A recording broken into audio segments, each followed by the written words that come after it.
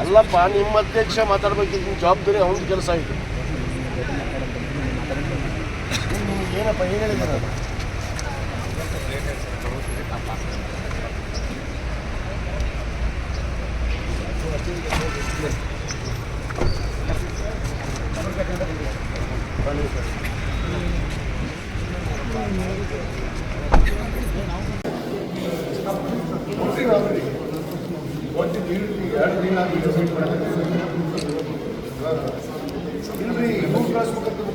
ಜಿಲ್ಲಾ ಉಸ್ತುವಾರಿ ಸಚಿವರಿಗೆ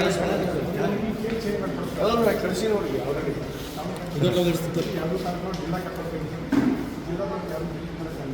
ಆಯ್ತು, ನೀವು ಒಂದು ಮಿನಿಟ್ ಹೇಳಿ.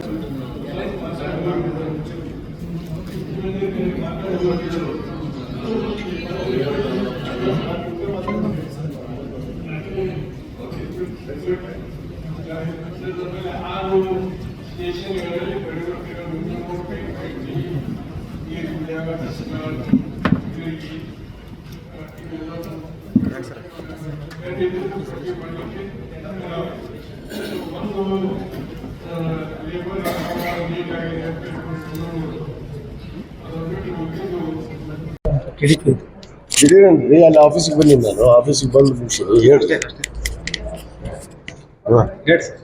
ಏನು ವಿಷಯ ಸರ್? ಈಗ ಕೆಡಿಪಿ ಚಲೋ ಆಗುತ್ತೆ, ನೀವು ಕೆಡಿಪಿ ಅಟೆಂಡ್ ಹಾಕಿರೋ? ಇಲ್ಲ, ನಾನು ಕೆಡಿಪಿ ಅಟೆಂಡ್ ಆಗಲ್ಲ. ನನಗೆ ಬೇರೆ ಬೇರೆ ಕಾರ್ಯಕ್ರಮಗಳು ನಾನು ಈಗಾಗಲೇ ಪೂರ್ವ ನಿಯೋಜಿತ ಕಾರ್ಯಕ್ರಮಗಳಿಗೆ ಕೊಟ್ಬಿಟ್ಟಿನಿ.